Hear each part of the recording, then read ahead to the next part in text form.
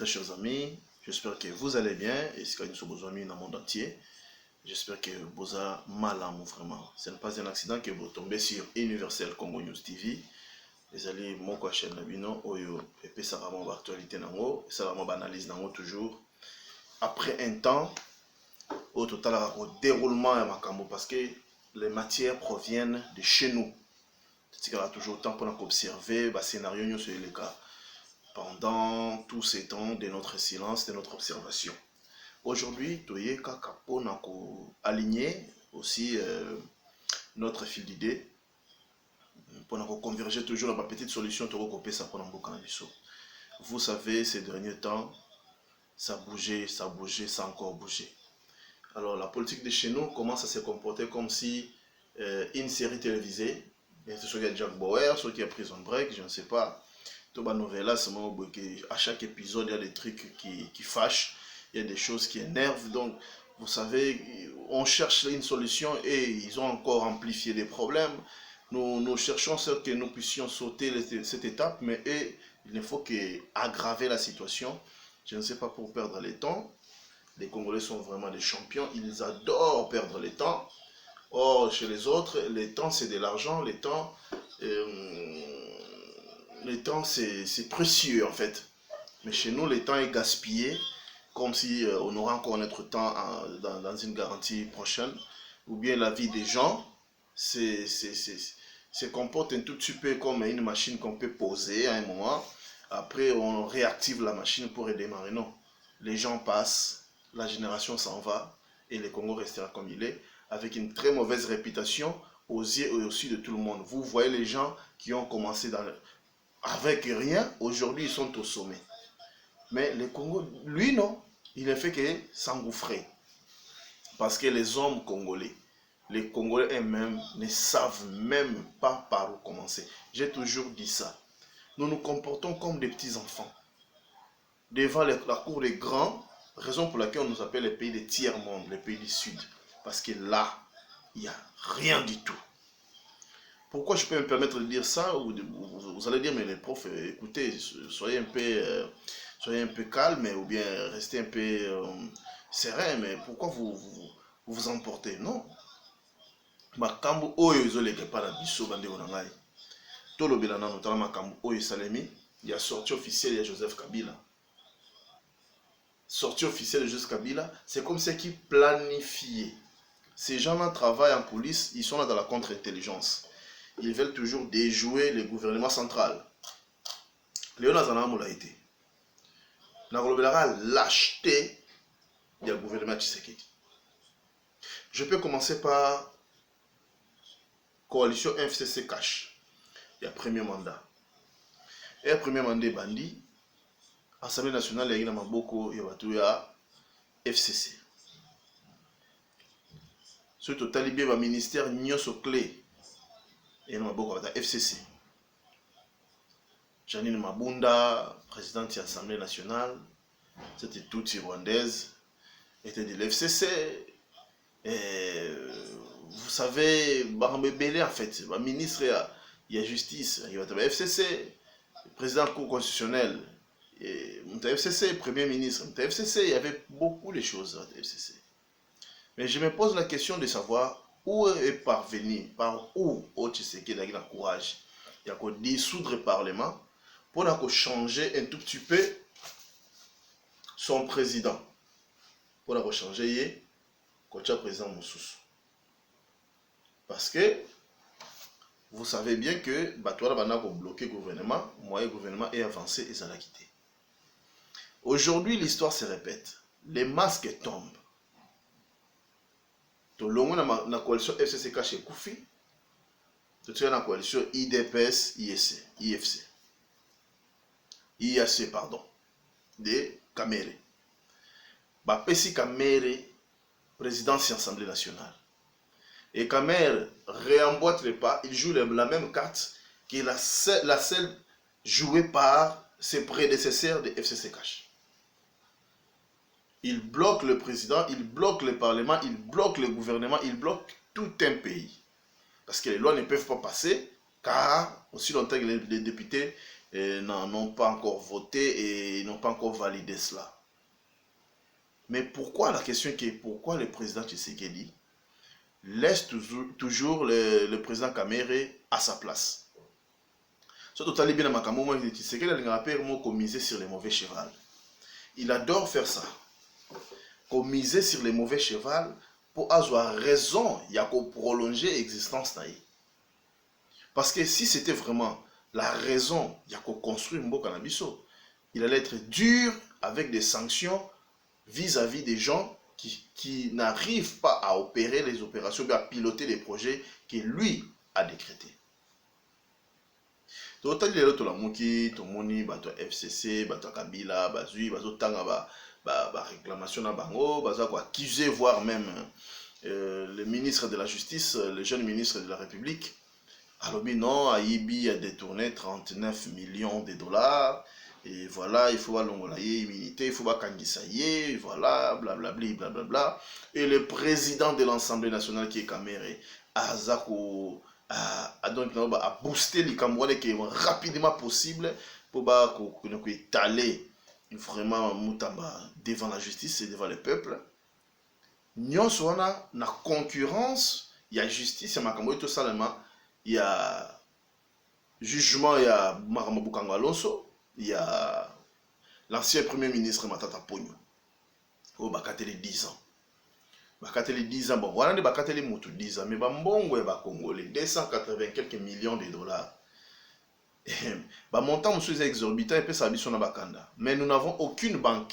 Et bon, tika moutou moka détourné 285 quelques millions. Avec 285 millions de dollars, ça combien de banques? Il y a aussi 4 banques. Il y a une banque qui monsieur, on a 20 millions. Il y a une banque qui me souvient même 10 millions, il n'y a pas, mais la banque déjà. Même 5 millions, c'est une banque. On a pu copier ça, à crédit, on développer.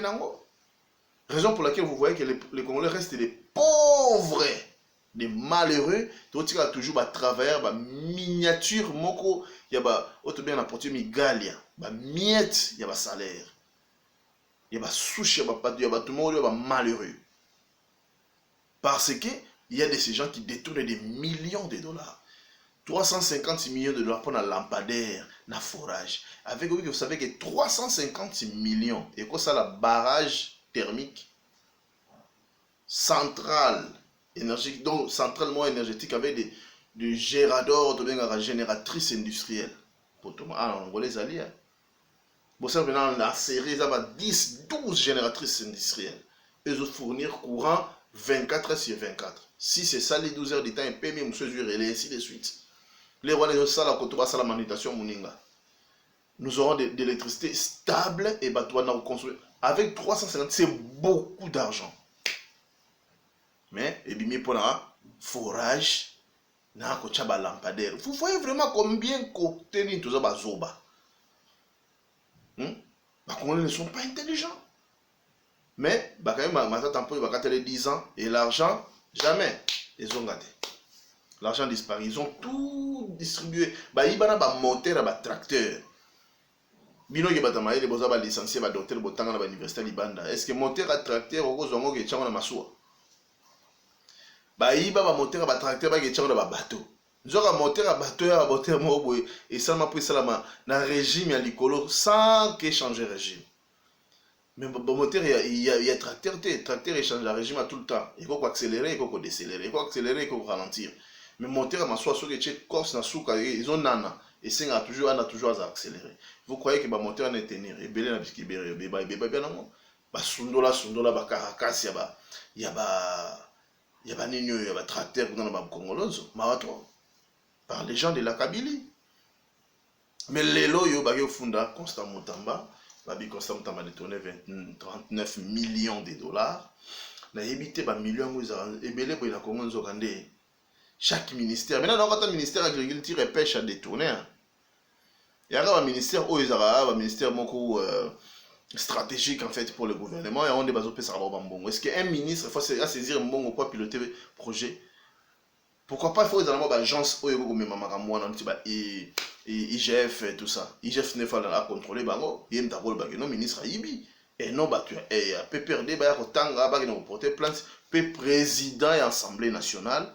aza ko booster les Cambouana à l'obélement parce que puis on souffle comme l'un de leurs a été poursuivi à la justice parce qu'il est condamné balingi pe que non tout déstabiliser moral le président comme ça tout quand appelle ministre na il y a justice comme ça président va obligé à exécuter la sentence bakangaye après toute la solidarité sera poursuivre biso et un but partout malgré ça avec la pression du peuple immunité avec Joseph Kabila quoi si côté oyo todo se pelaté pourquoi Tshisekedi a misé sur les mauvais cheval bateau te dit que bateau mabe des bateaux yaza kozwa on peut ça bango opportunité va travailler dans la poste clé est-ce que mutuloka kamere au PC Assemblée nationale bo PC ministère économie rien du tout zéro après mutu faut pour dans la justice est-ce que mbongo masanga yo soma na Zambie est-ce que monani to masangu ya kosomba faut kosomba na Zambie to liaka tongo midi poko na Kinshasa wana masangu yo ta Zambie et au ta baba Congo la majorité au Équateur, monsieur au Bandundu. Est-ce que au Zambie pour laisser ba Congolais na Kinshasa? Ceux qui pona bakatange bazora masango na Zambie, c'est parce que baza frontalier, baza province na pays moko frontalier, ba pembeni. Et terre ya katanga pe terre moko boy trop minéraux, et ça na ba minéraux mususu ego ko pesa fertilité te yango mona basoma masango ba Zambien. Mais ko bateke masango ya République démocratique du Congo mobimba, il faut ka mero que soma na Zambie. Mon ke bato ba mayelete. Ou soit c'est par Mouter Mabé, par la ruse, pour retarder le Congo, pour l'Ingarambo Kanate, la Lingara va bénéficier belé. Ce qui est total, à tout fond, la page, il y a des cas. Ce que mais il faut expliquer, ils sont bons, ils vont checker en côté. Président Atikaye. Mais pendant qu'on destitue Mabunda, c'était rapide. Alors qu'est-ce qui reste pendant qu'on destitue Kamere? Pendant que tu as président au hasard président avec un cœur pur, tu accompagner le processus où il y a dit les Américains pendant que tu as le baya, misale banana ko kota na Congo, peut tout le monde a ndembo ko changer moi muké social ya congolais changer. Balongo la vie où il y a trop cher sur la barre très haute. Ba tcheli sur barre très haute n'était ba Los Angeles, n'était ba Tokyo, le roi ba Suisse, mais tandis que dans un pays pauvre. Comment un $50 na Kinshasa est pesé? Comment un $100 na Kinshasa est pesé? Même biso ana Luanda $100 et pesara $100 pe non ça dit qu'ils en a valeur nango $100 au ça n'en peut dans consommation par les pays senti que ça va $100 ya mboga au mbongo de foutre la ngo ba garantie ba 6 mois 100 et quelques dollars hein 120 ça tu peux ndako pena garantie à 6 mois vendre na bossa na foutre na ndako mais na Kinshasa ça lo foutre chaque mois déjà ba foutre ba tout mabe mais vous sentez bien que $100 est l'autre côté. Il y a un donné soit comme la calcula ko ibaga $10,000, $100,000, 1 million azo banga le souté parce que bar ya vie mati likolo makasi. Elle ba chesko caméra zalaka na ministre de l'économie zéro. Mais un donneur de leçons à l'école ça va doit protéger matata pogno parce qu'il file l'un de leurs il y a kana bango ya bato ya PPRD. Cela démontre que Kamere a toujours attaché la idéologie na bango ya PPRD mais a changé kakande bilamba. Donc, ça, la mission est de détruire, toute mission est de retarder, de tirer les bâtons dans les roues. Dans le programme, il y a le président de la République. Parce qu'un président de l'Assemblée nationale ne peut pas se comporter de la sorte. Un président de l'Assemblée nationale accompagne son gouvernement dans tout. Ce qui est bénéfique pour la République, Azam Talibo, Sofo, Asala Kamakamouane, qui est Mbangbango, conscientiser même Bato Bazalamon, opposant, Bazon a raison pour qu'il intéresse à l'intérêt général. Un exemple pour ça, pour soutenir les Camerounais, tu as le président de la Douma. La Douma, c'est le parlement russe de la Fédération russe.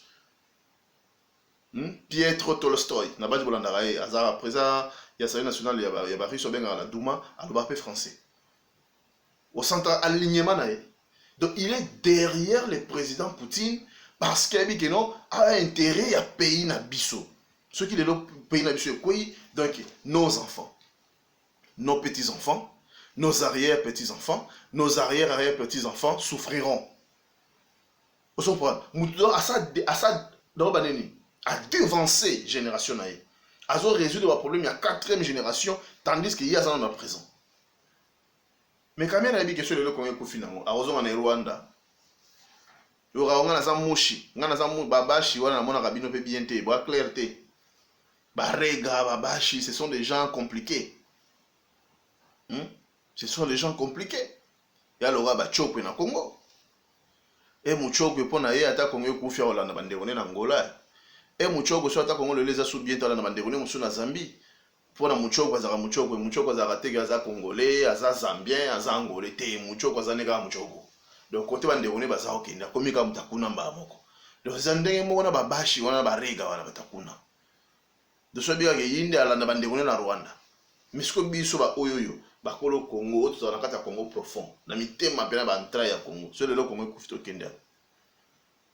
Mais comment tu sais que des autres tika mutande wana parlement moi ça m'étonne ou bien ils ont un plan na yo au retarder makambo bendeni parce que nous voulons que la constitution soit changée ba loi nyon soit établie par la Kabylie et Longwa mabunda au destituer qui rapidement comment pour refaire sauter le droit Kamere les opposés il est qui. Qu'est-ce qu'il peut faire? Kamere wana pona so bolongole na boyebela yo monde za na olongwe. Hassan, mukile baluka. Oh, immunité ku Kabila ba longole on pona ko longola Kamere place wana bureau na nyoso ba médiocre wana batu ba senzi batu mo sans cœur batu mo ba leto so ba batu ba uta wapi. Batu mo sans vision ba vivre ka likola mbonga moyibi pe so ba so mona ngo bien. Mbonga makila ba mona ngo bien. Donc pona bango c'est ça le pouvoir de représentation le pouvoir pona bango yango wana. Tout régner siko, les restes on s'en fout. Il détourne des millions de dollars. Mais toi, tu as une banque, mon côté, où ils ont appartenu aux Congolais. Si c'est un développement, il y a un projet, il y a un financer. Après, les investisseurs vont venir. Quand les investisseurs, il y a une banque, il y a une mater l'économie, il y a un tireur de ficelle de l'économie congolaise.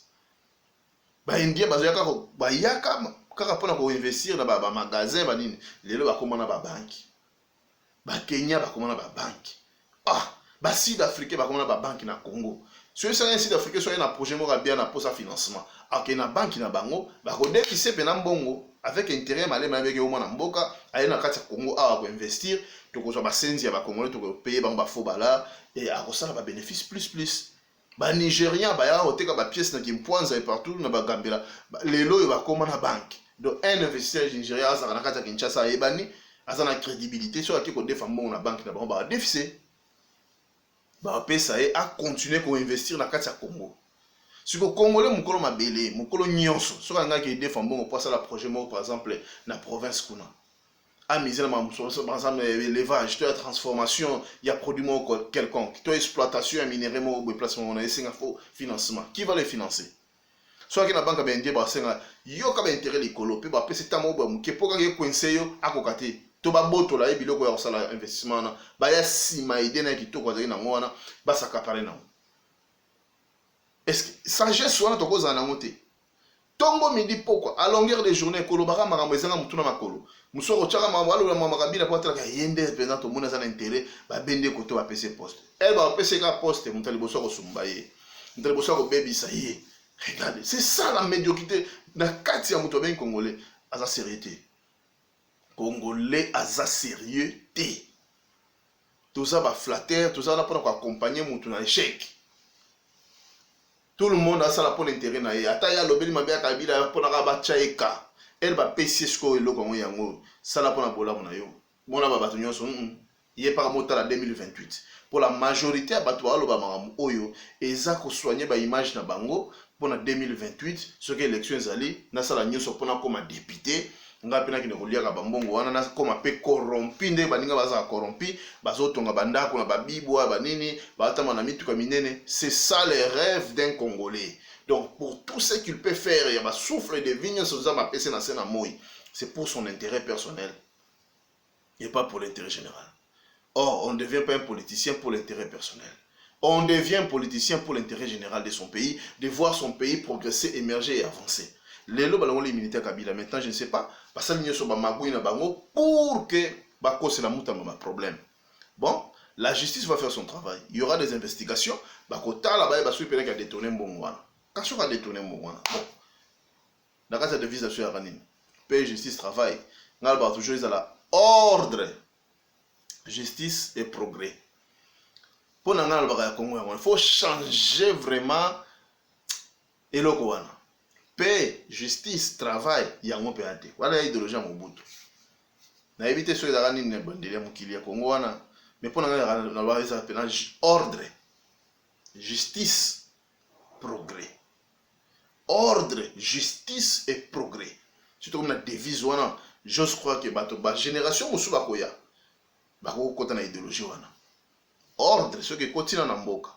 Que oyibi, babeti yo, baboto na mbongo ezonga na kati mboka. Tout s'organiser économiquement. Les Congolais s'organisent que politiquement. Politique peut besoin mener à politique pragmatique, mais théorique. Dans la politique pragmatique, tout ça la politique pragmatique, mais réelle, pratique, palpable. Que besoin de makambu, besoin saler. Bino so basali projet, boche ba monter exorbitant, po boyiba. Non. Ça c'est vraiment de la médiocratie. Médiocratie de bas étage. Il faut développer. Et ni to sa nini. Likamongo za nini. Mais écoutez, notre temps sur terre c'est compté.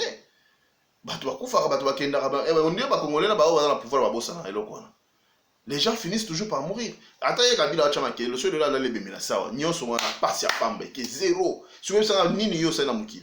Donc tu es devenu milliardaire pour combattre le pays où il y a commission milliardaire. D'abord, il faut avoir autant de combat Joseph Ozwa. Comment on va faire ça, on a accès à la pouvoir, on a la nationalité douteuse. N'est-ce pas Mobutu, on va faire ça comme Joseph. Parce que c'est un Togolais à autant de. Bon, écoutez, Joseph Kabila, comme on est hippolyte, c'est comme Joseph parce qu'il a hérité un pouvoir d'un pays qui n'est pas les siens. Donc, ça va racine mon côté congolais na Katinaï. Et on va appeler ça notre prénom Joseph. Mais il faut que l'histoire est vrai Joseph. Joseph et la Bible. Azaki Mutumoro déporté, comme esclave. Il a travaillé, il a gardé son sang-froid, puis en plus à respecter Mibé Kwanzambe. À tomber l'Égypte. Même si Bandegolé Bayara après, mais d'abord il a travaillé pour l'intérêt de ces pays qu'il avait donné l'opportunité. À roi, appelé ça l'opportunité comme ses premiers ministres. Mais yo Joseph, comme commission président de la République, tu es là pour travailler pour l'intérêt de Imatuti. Donc l'argent quitte ici chez les Congolais pour aller payer les militaires rwandais. L'argent quitte chez les Congolais pour aller payer les policiers au Tanzanie, chez toi là où tu es né. Et chez les Congolais, rien du tout. Vous faites infiltrer vos frères pour garder le contrôle des pays de l'Est. Vous tuez les Congolais matin, midi et soir. Vous les ravissez tous leurs biens pour nous bonsoir, ba coltan, ba or, bon vous fournir na ba katari, ba pour mukile mon abino ke bino ne bozo gérer. Vraiment. Mon copain, mon blog sur ça pensez au futur. Pour mukile balukaka. Mukile balukaka ndenga bienté. Imaginez-vous sur le Kagame Azate. Imaginez-vous celui de Joseph Azasouté. Imaginez-vous ceux qui ont Museveni Azate. Parce que quand la minité va nous Azasouté, quelle deviendra la continuité de l'histoire que vous avez mal écrit avec beaucoup de ratures et de surcharges. C'est le peuple rwandais, le peuple ougandais, voire même les restes là qui vont payer. Déjà les Congolais en payent les prix parce qu'ils sont des bons, les bourriques. Ne comprennent absolument rien. Ceux qui ne partent à Congo comprendre, nous sommes plus de 100 millions de Congolais. Les gens de l'Ouest, les gens du Nord, faites quelque chose de différent, combattez les restes. Mais aux hommes Nord, Mouyibi, aux hommes Est, Mouyibi, aux hommes Centre, Sud, Ouest, Bangonyo, Mouyibi, ce que c'est une race nino et y a un développement dans Bokana. Surtout, c'est dégoûtant. Il y a un gravé sous mais monsieur Tongo me dit pourquoi, mais j'aime observer comment tu as le même tourbillon. Tongo me dit pourquoi, les mêmes critiques. Vous critiquez Senko, vous critiquez Boy. Mais quelle est la solution que vous avez apportée? Quelle est la stratégie pour nous dévancer Makambo? Donc, vous avez une pause, vous avez un deal américain. Mais ça, c'est quoi ça? Mais tandis que vous avez 39 millions de dollars. 39 millions de dollars, mais ça. Oui, 39 millions de dollars, vous avez Kitoko. Et, vous avez un bon deal. Donc, pour vivre bien, il faut que ceux qui disent les Américains, mon collègue Yaka, ceux qui en 2035, vous vivre bien. Mais vous êtes des malades. 39 millions, 350 millions, combien de bateaux que ça m'a na RVF ou na région de voie fluviale, tout que ça na chantier naval Onatra, tout na chani métal. Combien de bateaux que bima? Bino ka ça bateau da ko sala bateau na ya auto qui na Équateur mal construit, et ça bateau moko ils ont un cal, ou un bateau à Komatate, ou un pour un fret et Kinaki. Tu as un bateau citerne. Quand tu as une usine, moi, je suis en Équateur, c'est N'appelle les êtres dans la bande de bateau cité les leur ravitaillement ma fout ambila. Pour nous ça savon, pour nous ça huile végétale. Tout ça bateau médical. Ok non, ils ont un hôpital à bord et un petit bilo moi 25 sans frontières qui n'a qu'au soigner bande de biso ba musique qu'on a un problème, il y a banini il y a ba santé. Pour imaginer de telles choses, rien. Tout ça là bac pour qu'on déplace un engin et qui n'ira facilement à l'intérieur. Ma voiture et qui n'a facilement à l'intérieur. Ou comme on a vu la bataille où la voiture, les gens pas si pour moi la voiture. Mais ça vient ba tronçon là asphalté. Ba qui ne me tout cas et qui kotika kono. Donc on peut faire beaucoup de choses avec les 350 millions de dollars. Mais vous parvenez à koyiba. Et personne ne dirait parce que soit disant politicien, soit disant ministre, on dirait que na consulta là. J'essaierai de laisser aller les autres. Mais il y a que mandat est en attendant. Le droit 2025, 2028, ils ont musicaté. Ah ouais. Ils ont musicaté. On se rendre compte qu'ils ont sauté place. C'est par là que tu comprendras bien. Parce que comme on va comprendre, ce que sur ma beau côté. Kabila pas comment comprendre que la sous-présidente est à longue place. La montée à ma benaye et comme on peut se vertige, on a un soutenir ami bimisi et moko à bien sortir dans silence parce que moi qui est bien. On est attiré bien. De yope un jour on va la même chose. Pour ce qu'on a président public, la sana ramène son maboko nanga, mutu moko ta comme ça nanga. Démocratie mais la démocratie à la congolaise. C'est pas une démocratie occidentale awa. Les occidentaux sont des barbares. Tant que le président na bango ba kangai. Sarkozy bakanga pour un dossier à Libye. Combien de fois il samba? Mais pour le long militaire Kabila est pessimino musala on dirait que Kabila est dans Sara Congo. Président Trump coûte en pleine élection. Combien de fois il samba? C'est parce que on a militaire parce que ex-président des États-Unis. Non. Aux citoyens, messieurs, voilà, aux présidents, ils ont juste un rôle à jouer dans le ministère de la fonction publique. Le reste, ça ne compte pas. Il y a des présidents de la commune Zambé, non. Tout est là, total. Tout est là, total. Parce qu'il y a un baiser belé, bon, on soutient cette unité. Pour tout vivre bien, il faut dire qu'il y a l'Américain. Pour investir, banque de développement la biso moko, non, il faut tirer la banque à l'étranger, ou besoin d'intérêt na bango bande na bango expatrié sur un démo qui a 200 000 en crédit à sali projet à ba congolais ba travailleurs à foutre ba mbongo miki india zo comme la force à somba ma belé à zo tonga na Congo à lo comme millionnaire. Un jour. Restez branchés, je vous salue vous tous. La communauté Banachika Pagnos avec Christian Mwandou, la Pession Bote Belé, Bokabo l'émission, tous en conscience. Dans ma conversation, en tout cas, toutes mes condoléances avec 37 morts pour un accident de la circulation. Dans le niveau, côté de Zali. Vous avez la morgue, mais côté sur un accident, il y a sur 37 morts, plusieurs blessés. C'est terrible. Donc, président Christian Mwandou, Pesa Banagnos sur Tika Pambote. Un jour, parce que je suis l'un des fils de Mboka. On a connu pendant 8 ans. Donc, je porte le Chikapa dans mon cœur, vraiment. Et président Ogi Moutapikaï, le pasteur Ogi Moutapikaï, Mbote Nayo, Nani Sous Nabosani, Francis Kabalenda, toujours, Together, Nzodim Fumantuka, toujours, sans compter Bana Nyonso Angola. Bison de Angola, bison de Bomotalanga Mingi. Na senti qu'il a dans sondé na YouTube studio na moi que non banangola bomotalanga mingi. Bien sûr, je m'appelle Jiman le prof oui binga ou bon so binga ba vie na passé même voir même ebandela mamakambo yo eza leloté mais toujours à ma pause après le tozongeli les sous donc na senga bino bota la émission massivement et surtout beaucoup melanga bo s'abonner sur teleka bona mawa ya bolingo ya émission yoki s'abonner kaka et ça so bien ya on est loko futa biso. Parce que tu check caméra, biso moto retourner caméra na biso moto zora ba unité na biso pour d'autres internet, to senga na biso bino le côté.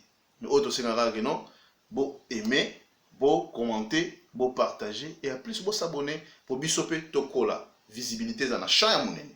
Si vous sali bon monter, to tira toujours na visibilité moké mais tandis que ma to loba et vous appelez ya minene ba donso ba zera namo et vous appelez matière pour la moto mo pe ko inspirer idée moi malam. Que Dieu vous bénisse. J'étais l'un de vous, les profs Jiman. Je vous souhaite une très bonne début de la semaine. Pardon, un très bon début. Voilà, c'était un début, merci. Un très bon début de la semaine. Que Dieu vous protège et que Malomio se simba. La combo ya tata Nzambe. La plus au prochain numéro. Bye.